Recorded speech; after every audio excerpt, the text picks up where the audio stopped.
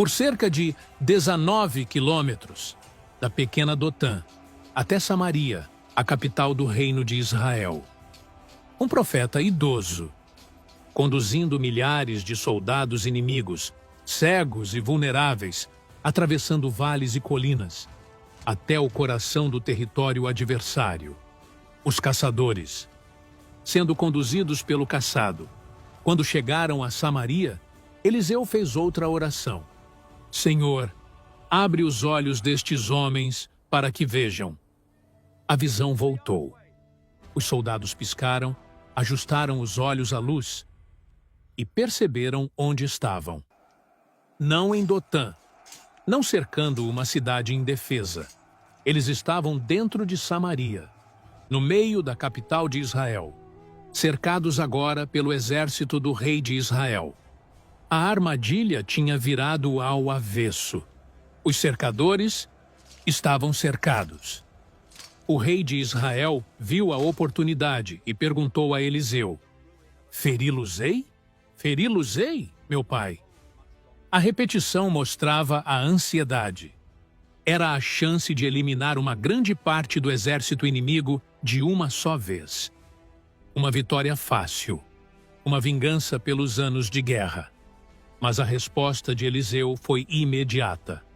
Não os ferirás. A ordem era outra. Põe-lhes diante pão e água, para que comam, bebam e voltem ao seu senhor. Em vez de execução, um banquete. O rei de Israel preparou uma grande refeição para os soldados sírios. Comida abundante, água para matar a sede, hospitalidade, em vez de espadas. E depois os enviou de volta. Um exército inteiro retornando à Síria, com uma história impossível de explicar. Tinham sido cegados, conduzidos para dentro da fortaleza inimiga. E, em vez de morte, receberam jantar. O texto bíblico registra o resultado. A partir daquele dia, os bandos sírios não voltaram a invadir a terra de Israel. A guerra não terminou com uma batalha. Terminou com um milagre e uma mesa preparada para inimigos. Naquela manhã, em Dotã, o servo de Eliseu viu algo que a maioria das pessoas nunca vê. O monte inteiro coberto por cavalos e carros de fogo. Um exército celestial em posição de batalha. Mas existe um detalhe importante nessa história. O exército de fogo não atacou. Os cavalos celestiais não avançaram. Os carros sobrenaturais não esmagaram as tropas sírias. Nenhuma espada invisível caiu do céu. O poder estava ali. Real. Presente. Pronto. Mas não foi usado. A vitória não veio por destruição, veio por cegueira, por condução, por um banquete. Isso desafia a lógica humana. Se você tem um exército celestial à disposição, a reação natural seria usá-lo. Destruir o inimigo. Demonstrar força. Garantir que ninguém mais se atreva a atacar. Mas, em Dotã, Deus escolheu outro caminho. Mostrar poder, sem usá-lo. Vencer, sem matar. Transformar inimigos em testemunhas, em vez de cadáveres. E essa não foi a única vez que o exército invisível esteve presente. Sem intervir. Séculos depois, em outra noite cercada por soldados, um homem também foi alvo de um cerco. Não em Dotã, mas no jardim do Getsêmani. Os soldados chegaram com espadas, tochas e correntes. Um dos discípulos reagiu como qualquer homem reagiria. Sacou a espada.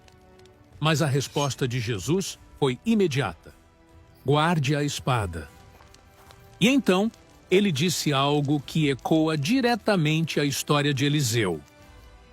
Você acha que eu não poderia pedir ao meu pai, e ele me enviaria agora mesmo mais de 12 legiões de anjos? 12 legiões. Mais de 70.000 seres celestiais. Prontos para intervir com uma única palavra. O mesmo exército invisível de Dotã Estava disponível naquela noite. Mas, diferente de Eliseu, Jesus não acionou essa força. Em Dotã, o exército de fogo protegeu o profeta. No Getsêmani, o exército de fogo permaneceu em silêncio. O mesmo Deus, o mesmo poder. Duas decisões diferentes. Porque às vezes a proteção divina livra do vale. E às vezes ela caminha com você através dele. O servo de Eliseu aprendeu que nunca estava sozinho, mesmo quando os olhos humanos só viam perigo. E, desde aquela manhã em Dotã, aquela verdade continua ecoando através dos séculos. Existe um exército invisível ao redor daqueles que Deus chama. Mesmo quando ninguém consegue ver, mesmo quando o cerco parece completo, mesmo quando a matemática diz que não há saída, porque, em muitas batalhas, os números nunca contam a história completa. Naquela manhã, em Dotã, nenhuma espada foi levantada, nenhum sangue foi derramado, nenhuma muralha caiu.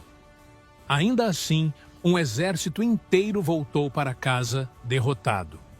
Não por força humana, mas por algo que não podia ser visto. Porque, às vezes, a batalha decisiva acontece